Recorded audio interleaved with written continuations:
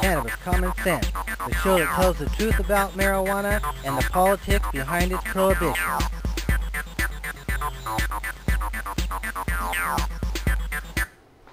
Hello and welcome to another exciting edition of Cannabis Common Sense. We have a good show for you tonight. Right here behind me is Ashanti Hall from the Indo Expo that's coming to the Portland Expo Center here next week, I believe. We'll be talking to him about that. Mr. Eric Llewellyn is here co-hosting. Hey, Eric. We don't have our usual musical accompaniment tonight, but hopefully we'll have John Cornett back next week. So we do have our hemp news almost ready to go. So stand by as we bring on our infamous dancing cannabis leaves. They're coming. Force.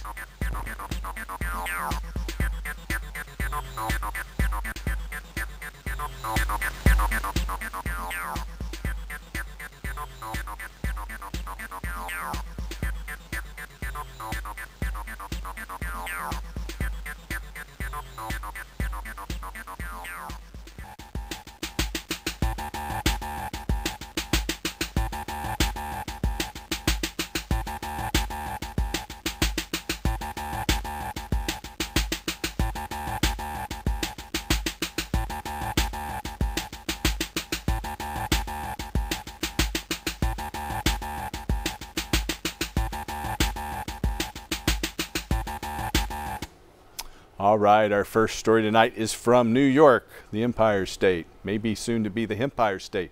New York health officials recommend marijuana legalization in a report to New York Governor Cuomo. It's become less a question of whether to legalize, but how to do so responsibly, the authors write. Earlier today, Friday the 13th, the New York State Department of Health has issued a report concluding that, quote, the positive effects of a regulated marijuana market in New York State outweigh the potential negative impacts, end quote. Initiated at the request of Governor Andrew Cuomo, health officials reviewed the health, criminal justice, and public safety, economic, and educational impacts of a regulated marijuana program in New York, in the New York State Health Department. It found that the legal regime of marijuana prohibition has, quote, not curbed marijuana use and has, in fact, led to unintended consequences, end quote, like the disproportionate criminalization and incarceration of minorities. It's estimated that a statewide legal marijuana market would be worth $1.7 billion to $3.5 billion solely in New York State, which could generate anywhere from $248 million to $677 million in annual tax revenue for New York. The report's notable for its full-throated adoption of arguments that have been put forth by us legalization supporters for years. It acknowledges that marijuana is less harmful than legal drugs like alcohol and tobacco, and that legalization and regulation is the best way to mitigate the harm posed by the use of drugs. It notes evidence supporting medical uses for marijuana, particularly its potential to help curb the opioid crisis. It suggests that the greatest risks associated with marijuana use are due to its legal status, which has led to, quote, more than 800,000 arrests for marijuana possession in New York State in the last 20 years. The report also makes an economic case that legalization will lead to a reduction in law enforcement costs and bring jobs and tax revenue to New York. The study represents something of an about-face on marijuana policy for New York, which has lagged behind a number of its neighbors, including Vermont, Massachusetts, and Canada, on marijuana policy. The state didn't have a medical marijuana policy until 2014, nearly 2 decades after California voters approved the nation's first medical marijuana law in California in 1996. Our next story is from Vermont. Legislation permitting adults to legally possess and grow set quantities of cannabis for their own personal use took effect on Sunday, July 1st. Vermont joins Alaska, California, Colorado, the District of Columbia, Maine, Massachusetts, Nevada, Oregon, and Washington in legalizing the adult possession and use of marijuana. It's the first state to enact legalization via an act of the legislature rather than the passage of a voter-initiated law. The new law, which Vermont's Republican Governor Phil Scott signed in January, legalizes the possession of up to 1 ounce of cannabis, as well as the private cultivation of 6 marijuana plants, 2 mature or flowering, and up to 4 immature. Those who cultivate marijuana for their own personal use may possess at home the total quantity of their harvest without any real limit.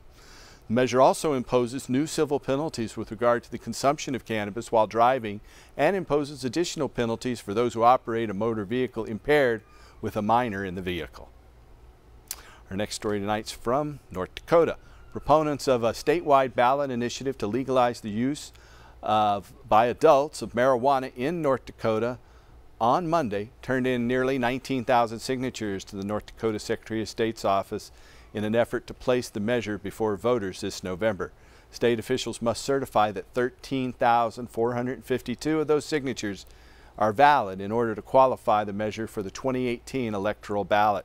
The voter-initiated measure, organized by the grassroots group Legalize North Dakota, legalizes the possession, use, and sale of cannabis, as well as the possession of marijuana paraphernalia by those over the age of 21, and also expunges past marijuana convictions.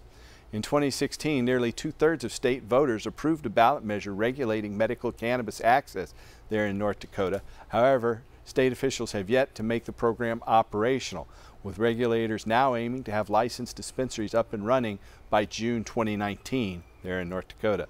Activists have acknowledged that regulators' failure to swiftly implement the 2016 measure was the impetus for the 2018 campaign.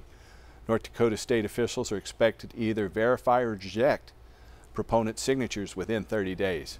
According to internal polling data commissioned by the Legalized North Dakota campaign, a plurality of voters back the measure. Voters in Michigan will also be deciding this November on whether to legalize the adult use of marijuana, while voters in Utah and Missouri will be deciding on medical access measures. Our next story is from our nation's capital, Washington, D.C. Members of the United States Senate have approved legislation to expand commercial hemp production. Provisions added by Senate Majority Leader Mitch McConnell, Republican from Kentucky, boo hiss, and our own Senator Ron Wyden, a Democrat from Oregon, to H.R. 2, the Agricultural Improvement Act of 2018, also called the 2018 Farm Bill, amend federal regulations to further expand and facilitate state-licensed hemp production, research, and commerce.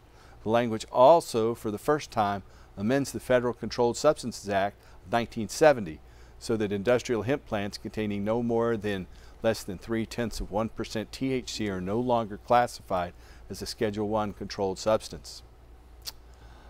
These provisions were initially introduced as standalone legislation, Senate Bill 2667, the Hemp Farming Act of 2018. Members of the Senate Committee on Agriculture approved the hemp amendments to the Farm Bill on June 13th, and members of the full Senate voted 86-11 in favor of the act must pass legislation. This is approved by Congress every 5 years. Senate leadership and House leadership will ultimately have to reconcile both chambers' versions of this legislation. The House version does not contain the same hemp-related provisions. Senator McConnell previously shepherded hemp-related language in 2014's version of the Farm Bill, which for the first time permitted states to establish hemp research and cultivation programs absent federal approval. A majority of states have now enacted legislation to permit such programs. In Oklahoma, state health regulators voted 5-4 this week in favor of emergency regulations to stop medical marijuana in Oklahoma, significantly amending State Question 788, the state's voter-approved medical cannabis access law. Governor Mary Fallin had said she was going to stop this if voters approved it. Regulatory changes include prohibiting the sale of herbal cannabis at licensed dispensaries, requiring those dispensaries to have a licensed pharmacist on staff, and imposing THC potency thresholds on various cannabis-infused products, and mandating that dispensary managers obtain at least 4 hours of continuing education training each calendar year. The Oklahoma State Medical Association, which opposed the passage of State Question 788, lobbied for many of these amendments. Republican Governor Mary Fallin, who also campaigned against the measure, signed the regulations into law on Wednesday. Qualified patients will still be permitted to grow their own medical marijuana flowers. Proponents of State Question 788 believe that many of the changes violate the spirit of the law, and they indicate they will likely pursue legal actions. Activists are also in the process of gathering signatures to place a broader adult use legalization measure on the 2018 Oklahoma ballot. Patients should not be limited solely to non-inhalable forms of cannabis because these alternative formulations possess delayed onset and their effects are far less predictable than those of herbal cannabis. Next story is from Maine. Legislation significantly expanding patients' access to medical cannabis in Maine will become law this fall after lawmakers on Monday decided to override a gubernatorial veto. Members of the House and Senate voted overwhelmingly to reject Republican Governor Paul LePage's veto of LD 1539. The bill will become law 90 days after the conclusion of the 2018 special legislative session there in Maine. Under the new law, physicians will possess the discretion to recommend cannabis for any patient for whom they believe it will benefit. It also expands the total number of licensed medical dispensaries from 8 to 14, earmarks funding for medical marijuana research, permits caregivers to oversee multiple patients, and licenses marijuana extraction facilities, among other changes. An estimated 42,000 patients are currently certified with the Maine state to use medical marijuana. Maine's Governor LePage has a long history of opposing virtually all marijuana law reform legislation and has previously vetoed numerous bills seeking to liberalize the state's cannabis policies. Our next story is from Lansing, Michigan. State regulators took action on Tuesday to expand the pool of patients eligible to receive medical cannabis. The officials expanded the pool of qualifying conditions under the state's medical access law to include those patients diagnosed with arthritis, autism, chronic pain, colitis, inflammatory bowel disease, obsessive compulsive disorder, Parkinson's disease, rheumatoid arthritis, spinal cord injuries, Tourette's syndrome, and ulcerative colitis. The changes took immediate effect. Regulators considered and rejected several other additional conditions, including asthma, diabetes, schizophrenia, and social anxiety disorder. Our next story is from Florida. Older Americans are using cannabis more frequently than ever before, according to a review of demographic data published in the journal Gerontology and Geriatric Medicine. A pair of investigators at the University of Florida reviewed 18 peer-reviewed studies published between the years 2000 and 2017, evaluating marijuana use patterns among those ages 50 and older. They reported that past year prevalence of marijuana use among seniors increased over 70% between 2006 and 2013, and that's a larger proportion of adults in the older population used marijuana medicinally in contrast to recreational use. The authors of the study concluded, quote, "The greatest increase in marijuana use was observed among those in the older adult population 50 years or older, and those 65 years or older had the greatest increase in marijuana use among all older users. Common correlates of marijuana use among those in the older adult population include factors such as being male, being unmarried, and having multiple chronic diseases, and having psychological stress. This study, Marijuana Use Among Adults 50 Years or Older in the 21st Century, appears in this month's edition of Gerontology and Geriatric Medicine. That's the end of our Hemp News segment tonight. We'll be back right after this brief interlude. This is a little clip from a 2007 show with the founder of National Normal, Keith Stropp. We'll be right back. We'll be back.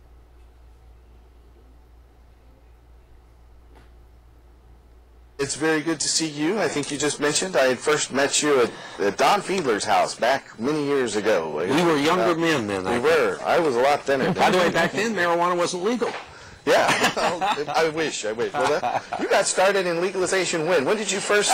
You were almost right. It was 1970. 1970. Yeah, we started normal in about October of that year.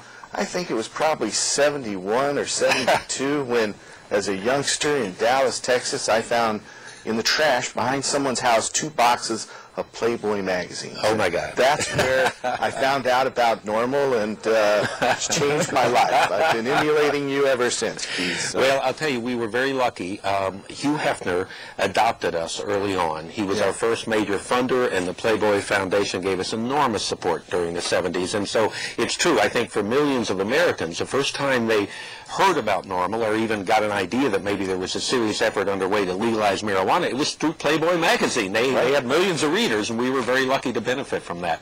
Well, of course, I had a purine interest as a youngster there. I understand. Developed, but what could I say? Yes. I want to tell our viewers out there that you can give us a call and ask Madeline or Keith Stropp or myself a question about ending adult marijuana prohibition, restoring industrial hemp, or helping medical marijuana patients by calling us at 503-288-4448. That's 503-288-4448. We'll be taking calls right up to the top of the hour.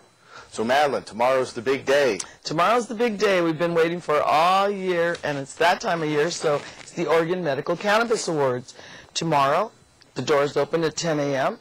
We'll be at the Aimbridge Event Center at 300 Northeast Multnomah, right here in beautiful Portland. Okay, so that starts at 9 a.m.? It starts at 10. The doors are going to actually open at 10. Okay. And our fashion show, don't let me forget to mention that. The hemp fashion show starts at 11 a.m. Yes, and it goes on until about 12:30. And we'd love for you to come out and support hemp. We have about 17 vendors that are going to be selling anything from hemp.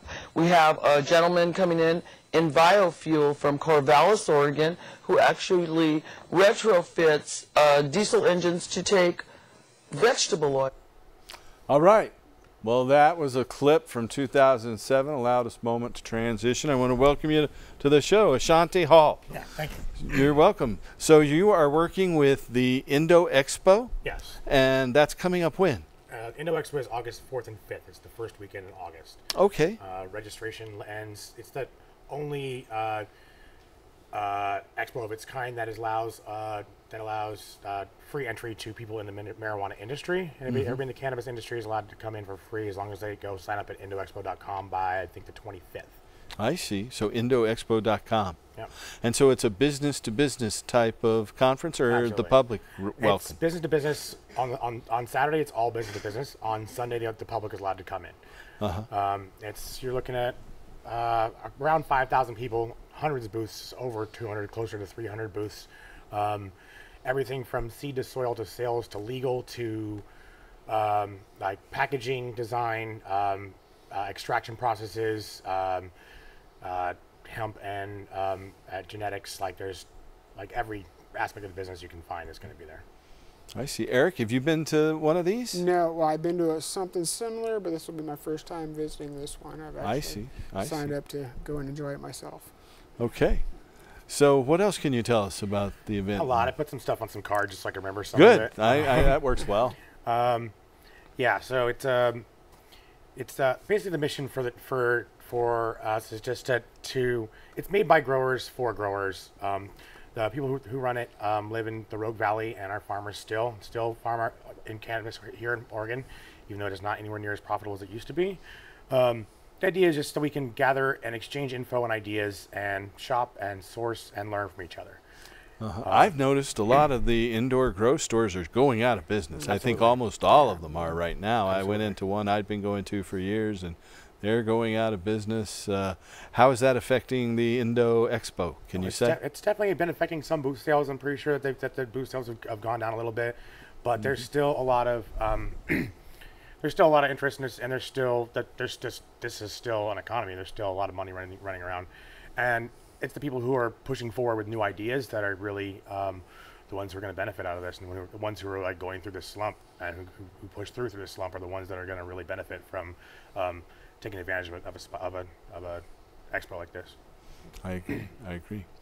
Well, if you have a question for Ashanti Hall about the Indo Expo, or for Eric or myself, give us a call. You can call us that number on your screen. It hasn't changed much over the past 11 years. It's 503-288-4442. That's 503-288-4442. I dug back into some of our old archives and found that clip with Keith Stropp. I thought it'd be good to flash back there. I think we have one other flashback, or maybe two, that we'll be showing here a little bit later.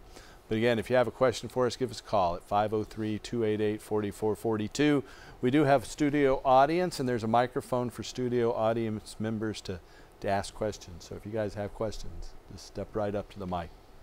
And that's off camera, by the way. We do have a live studio audience here, and if you want to come down and join us, we're here most Friday nights at Portland Community Access. It used to be called, but now it's Open Signal, and it's at 2766 Northeast Martin Luther King Jr. Boulevard. So, Ashanti, what other things do you have in your notes to tell us about? Let's see. We got a lot of free seminars there going on there that are going to be kind of fun, or definitely really interesting. Seminars on cultivation, extraction, compliance and law, hemp cultivation and genetics, soil and nutrients, and on workforce development. And there's a lot of really smart people who are, like heads of the industry who are going to be there, like people from Smart Pro Pots and Natural Enemies and Advanced Nutrients, and just like people who are at the top of their field and they are going to be there being able to give you. Can you name any names? Jody Volkus, Sarah Brockman from Biosafety Systems, Todd Statzler from Urban Grow, Rich Gellert from I didn't write that down very well. Yeah, Kevin Carlo from Advanced Nutrients. There's a few names. Yeah, it's just it's like upstairs there's like a bunch. There'll be a bunch. Downstairs will be like a lot of booths and a lot of and. So as I recall, the setup at the expo center is you have like a exhibit hall on the ground floor. Absolutely. And breakout rooms for meetings and seminars upstairs. Upstairs, yes. And then off to the left there, as you walk in, there'll be a hemp hallway. So this year specifically, we're doing giving a chance to people who are doing hemp. It's like instead of having huge expensive booths, like you can do a smaller booth and just have a table and some chairs, and there's a hallway full of people who are just doing hemp and CBD. So who are your biggest exhibitors lined up right now? That's not really my bailiwick. What I really do is street team promotions. So I can't really answer that. Okay. And again, the website for that? The website for that is indoexpo.com. And if you're in the industry and you want to go for free, go to indoexpo.com, click on Attend the Show, click on Complimentary Buyer Access, and fill out the information, and you can go for free up until about the 25th. I see. Okay. And again, it's August 4th and 5th. It's the 4th first and 5th. weekend of August. You know, I have a speaking engagement in Mexico City at Expo Weed Mexico. It's the third year that they'll have this, in my third year, and it's actually, my speech is scheduled for Saturday, the 3rd of August, so I won't be able to make it, but I will be down there representing us. All right. If you see Eric and you want to hook up with us and you're at the Indo Expo, that's the right way to do it. Yes. Nice. We take guests for our show, meet up with me, we could talk, we'll get you in. Sounds good. We have another flashback video. This is from back about 2008, and this is with an old friend of mine who wrote one of the seminal books on cannabis activism and the history of marijuana, Mr. Jack Harrer. Jack was a very bombastic, well-spoken speaker until about 2001, and he had a stroke. He passed away after speaking at our last event in 2009. He gave his last speech at the Portland Hempstock Festival, but this is just before the 2008 Hempstock, and we have a little video clip from our show from September 10 years ago. Stay tuned. Many people with your book, which, you know, is, you know, you had a book first on rating cannabis, right? Yes. And that was like judging 2 years cannabis before High Times. 2 years before High Times, like 1970 or so, or 73. 73. Okay, and then when I first met you, there was I'd seen an article in the Yippie newspaper Overthrow called the CMI White Paper, and that was kind of about 3 pages long and laid out kind of the gist of what was the outline of your future book, The Emperor Wears No Clothes. And it was, what's his name, the guy from New York. Dana Beale. Yes, he took them for himself. He said, "Oh, that's so wonderful information. I should have it." Put it in Overthrow? Is that how that got published there? And I got really bad. You got mad at Dana for that? Well, I don't blame you, Jack. You deserved it. Few people did. I know that then in '85 you wrote the first edition of your book right here in Portland, in River City. And it was, for a while, it was the CMI, OMI white paper, the California Marijuana Initiative, the Oregon Marijuana Initiative. And the first few editions were like newsprint editions. No. They were handed out, right? The first edition and the second edition were 110-page book. Uh-huh. And the third and fourth edition, I've got 90,000 copies for the campaign for the Oregon Marijuana Initiative in '86. And that was a newspaper. Yeah, yeah. I remember every neighborhood they handed those out in. I think OMI won it. Yes. That was one of the... It only won 15 cities. And what do they call it? Precincts. Yeah, yes. 15 precincts. And those were the ones. And those were it's handed out twice. And 3 times and 4 times it got handed out because the guys, 90,000 people, and about 30,000 of them got once, twice, 3 times, and 4 times. We won those by 60 or 70%. Right. So, how many copies have been sold now, and how many languages is your book, The Emperor Wears No Clothes, printed in? And it was the #1 seller in Germany, about 100 magazines. And it's in about 750,000 copies in the United States and about 500 or 600,000 copies overseas. A lot of them in Germany. And then there is about 10 or 15 companies, Japan, Korea, Hungary, Czechoslovakia, Poland, Russia. So it's in all these different languages. Yes, like but they don't pay me. Well, I guess your copyright's only as good as your ability to enforce it. Okay, there was Mr. Jack Hare right here on this show just about 10 years ago now. Cannabis legend. So again, if you have any questions for us tonight, we are taking your phone calls. You can call us at 503-288-4442. Eric, do you have any questions for Ashanti?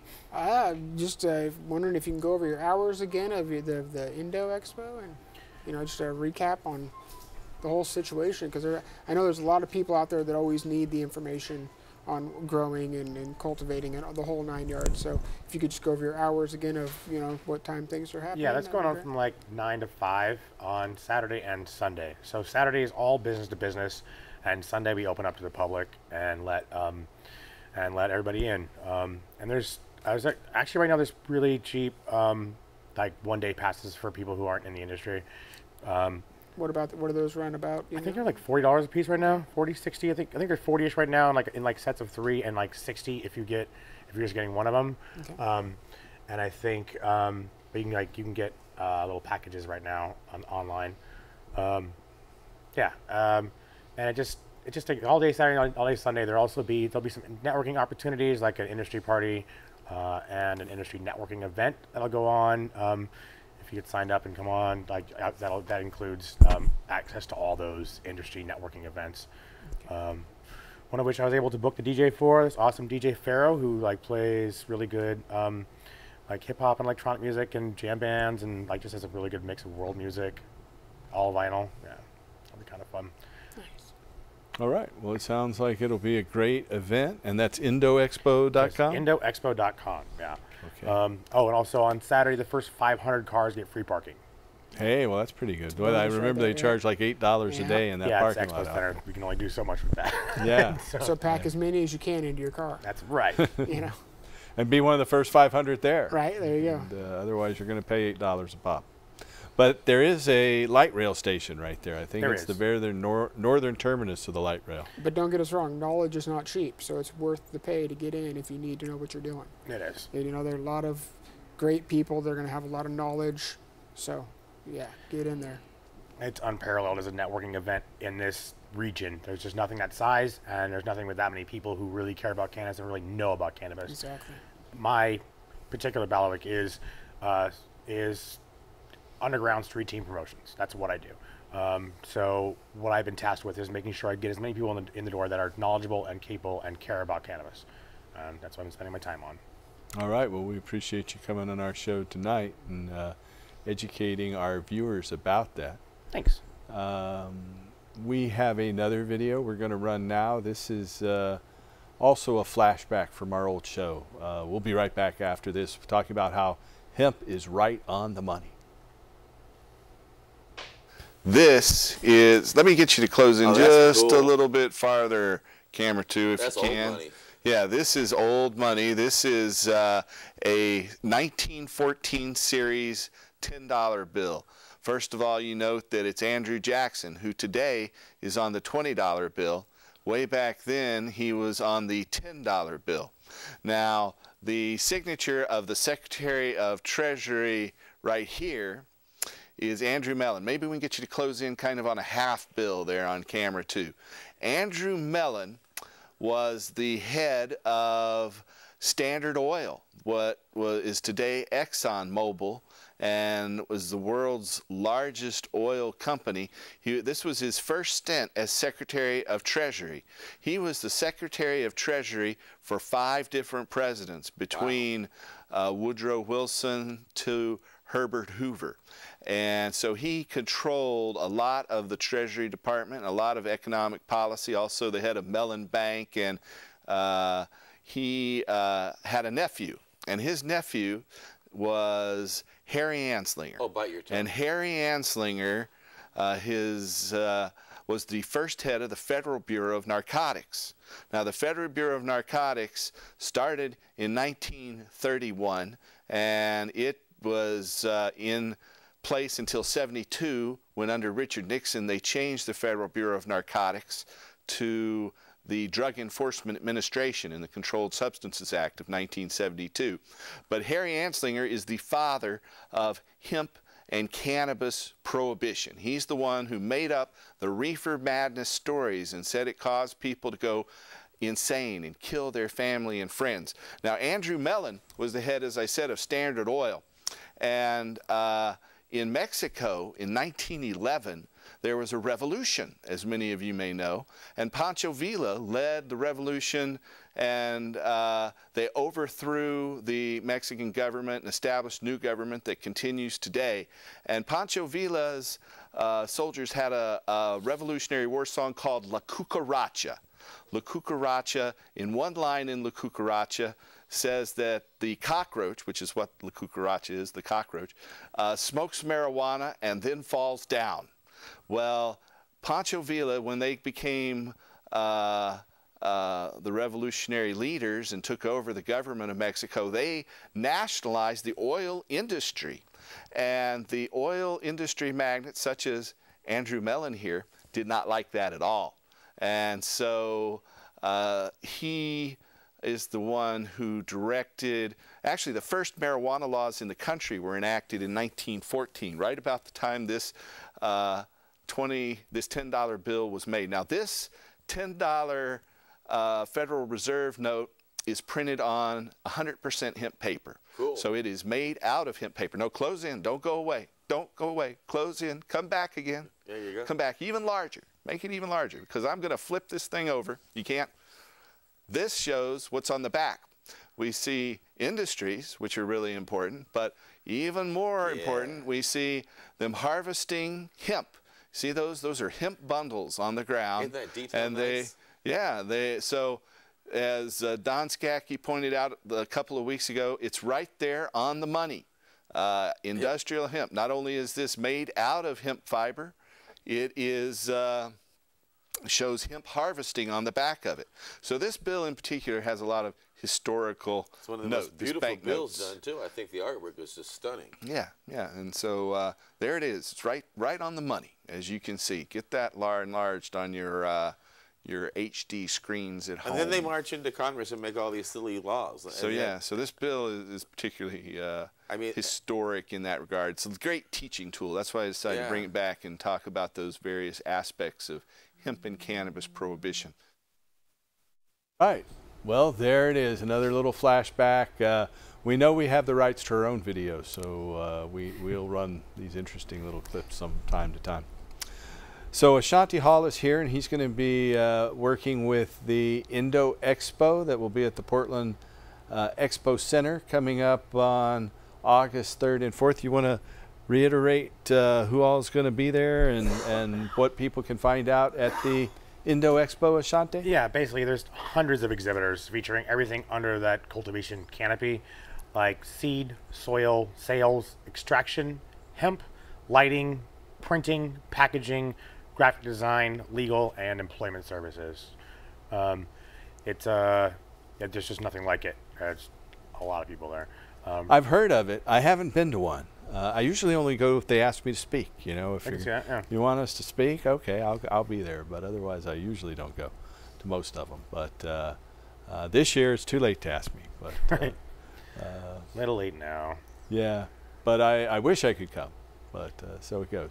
But I do want to say something about an event that happened here a week or almost 2 weeks ago, and that is Hemp Aid for Hemp Stock. And I want to thank Eric Llewellyn here, who was our volunteer coordinator.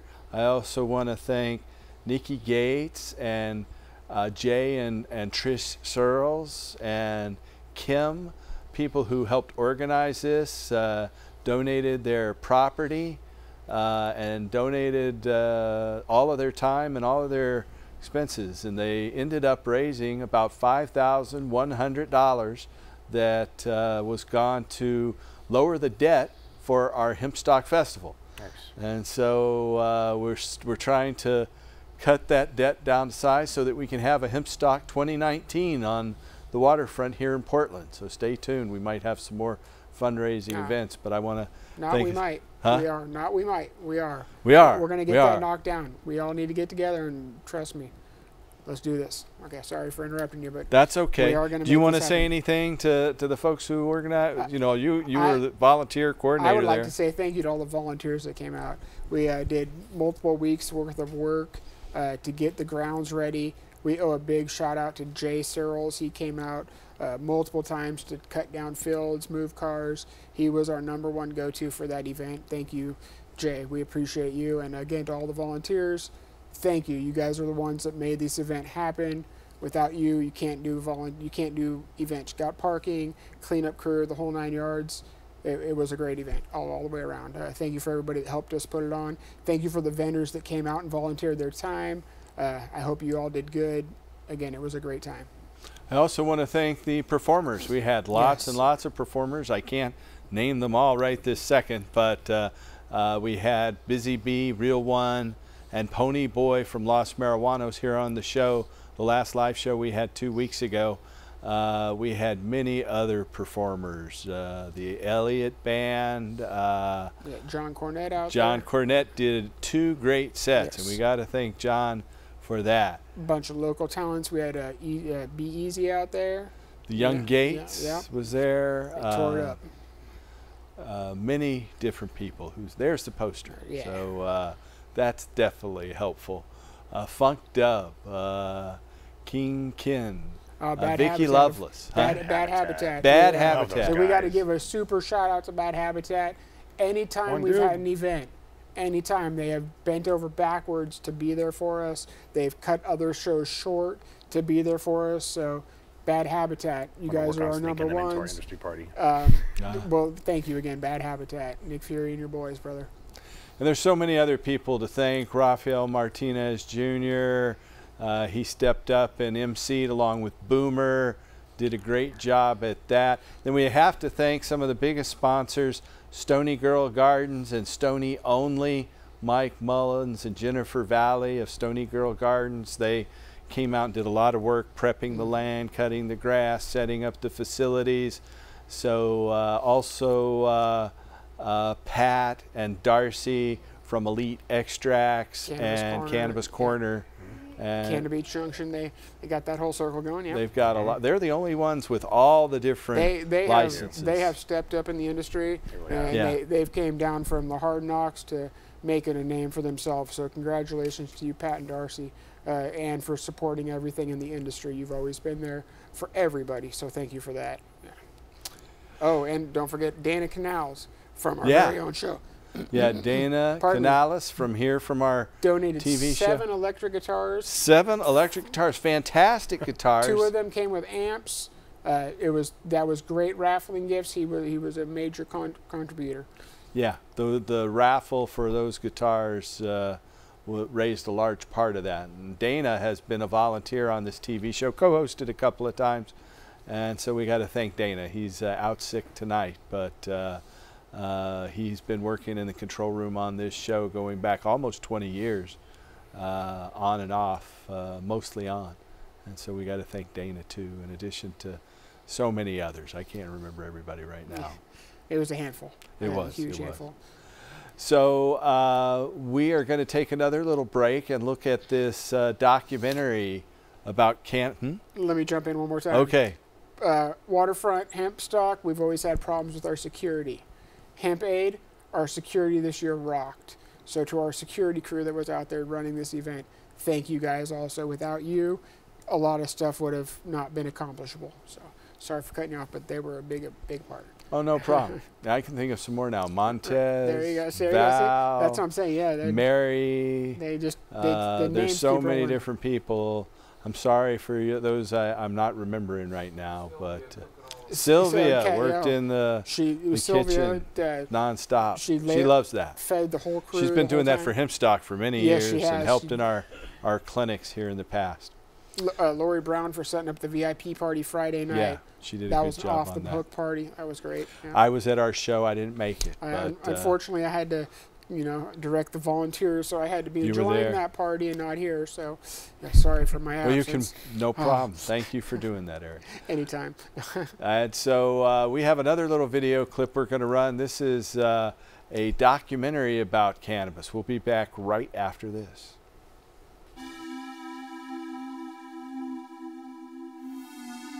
In 2012, after 75 years of prohibition, Colorado and Washington State legalized recreational marijuana, with other states slowly but surely following suit.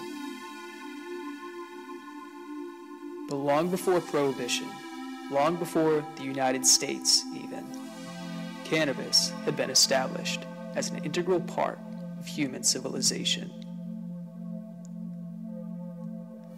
From its depiction in the cave paintings of Japan to its usage in burial ceremonies in ancient China, it seems as though our relationship with weed likely goes back to the advent of our species. And if our endocannabinoid system is any indication, perhaps even before it. But while there is limited information about marijuana's role in early mammalian development, there is a wealth of evidence across virtually all cultures throughout history of its importance in textiles, medicine, and spirituality. This is the forgotten past of one of the most versatile plants ever discovered. This is cannabis, a lost history.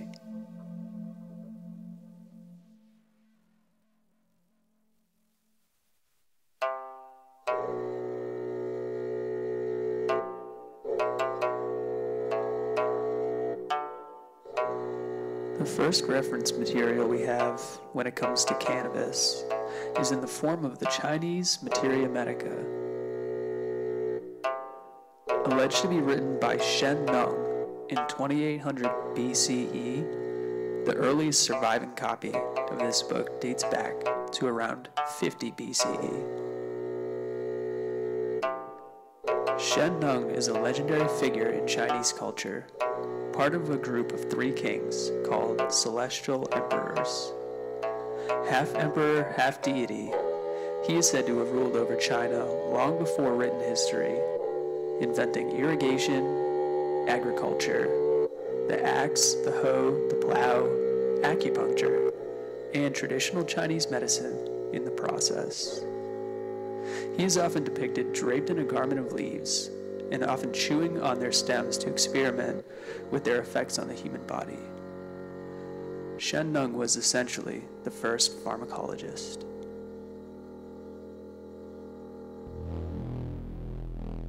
In compiling the classic of herbal medicine, Shen Nung discovered the medicinal properties of cannabis, saying it was good for gout, rheumatism, malaria, absent-mindedness, as well as about 100 other things.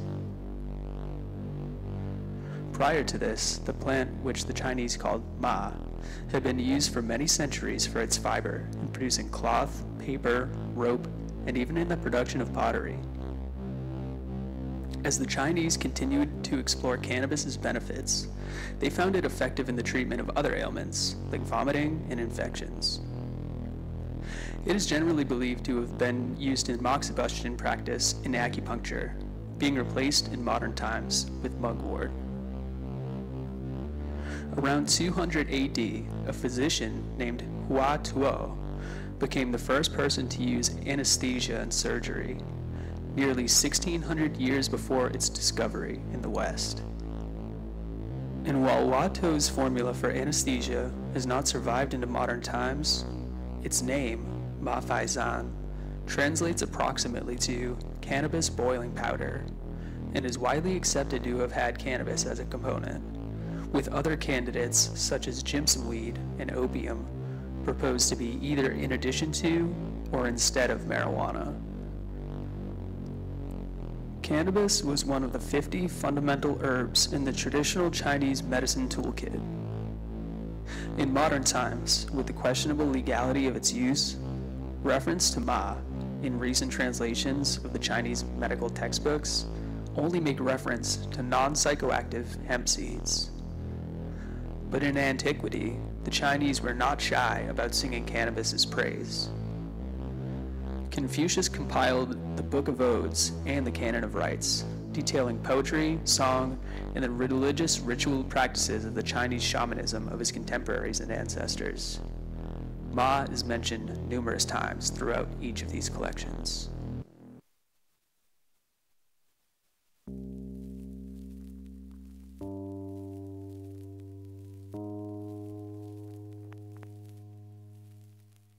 But perhaps more interesting is its frequent association with the burial ceremony during this time period.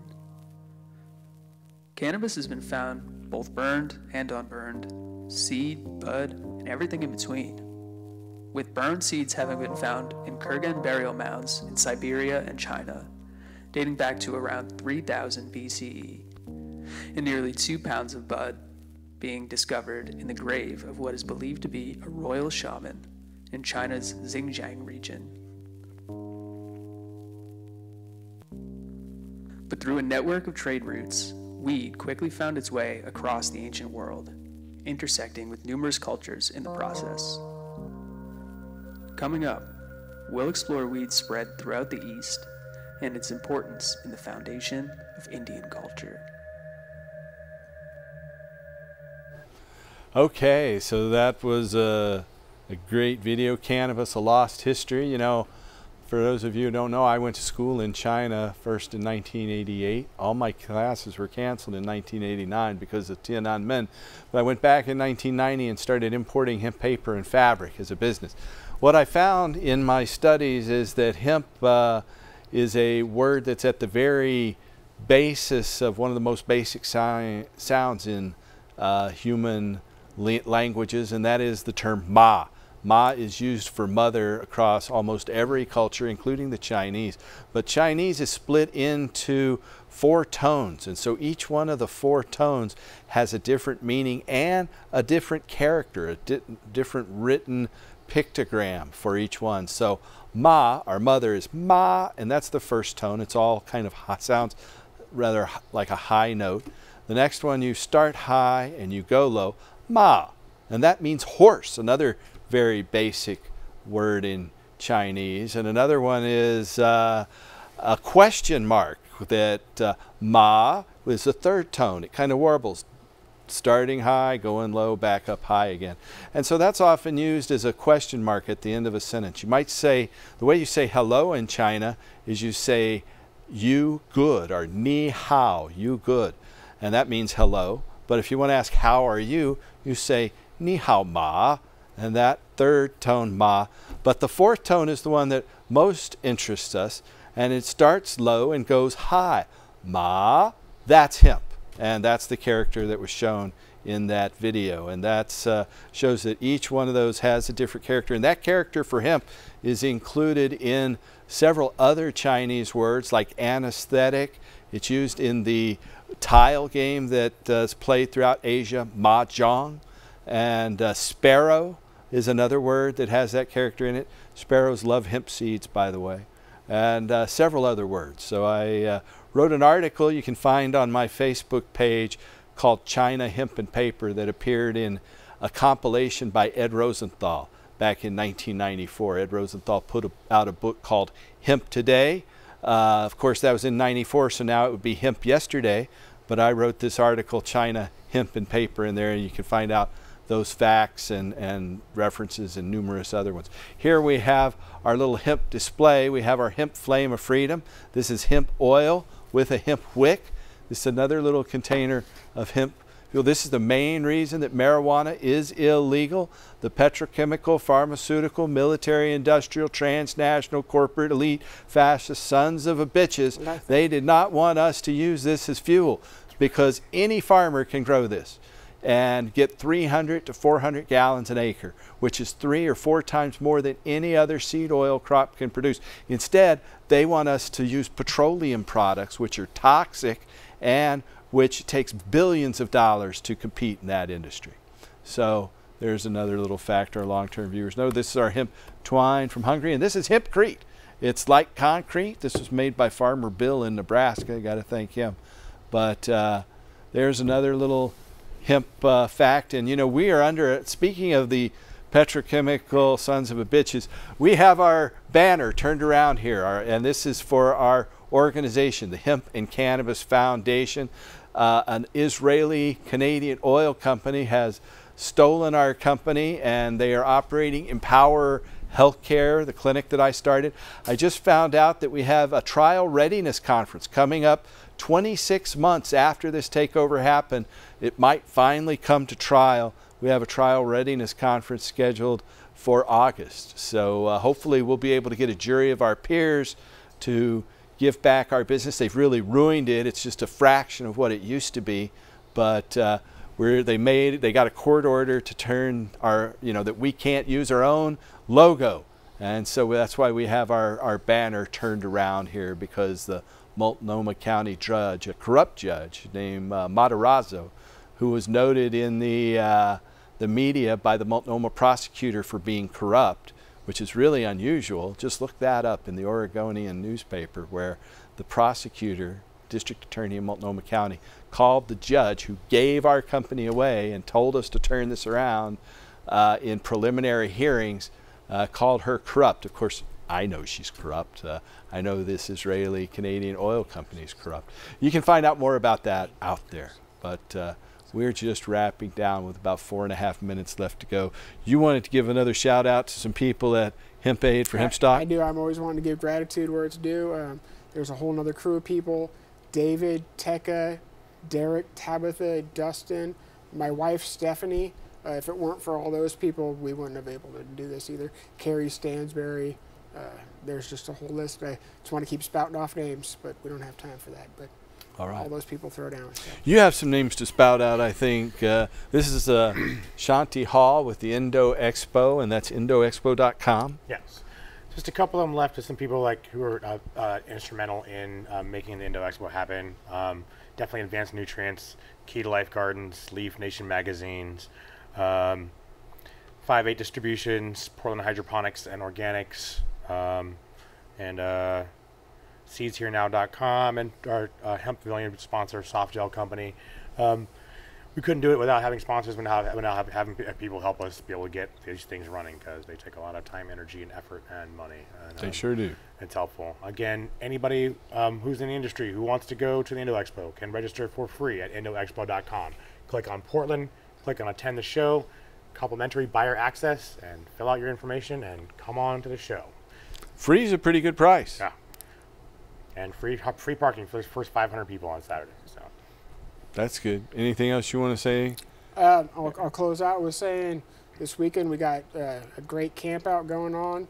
Oh, Cannabis and Cancer Nope, versus Cancer. Nope, that's 2 weekends from now. Okay. This weekend we're doing one out in Sun River called Dank Acres. Oh, really? It's going to be a great time. It's Friday to Sunday. You can check us out on Dank Acres on Facebook. So that starts next Friday? It starts this coming Friday, or next Friday. It's Friday through Sunday. It's we have the Canada Olympics. We have best joint rolling competition. We have adult slip and slide. It is a family-oriented event, but there are kid and adult activities separated. So be sure to check that out. Coming up in like a month or so here, we're going to have the Great Harvest Fest that we're planning. That's also going to be out in Sun River. Definitely look forward to details coming soon for that also. All right. What about you, Ashante? Oh, I mean, I do everything. I'm really stoked about this Indo Expo coming up. I'm host emceeing this tomorrow night. I'm host emceeing a party called 50 Free. It's a free party in the woods. It's a good time of year to have these campouts and parties in the woods. Hopefully you won't get too hot. I'm going to be going down to the Oregon Country Fair tomorrow. There is a thing in Community Village at the Country Fair.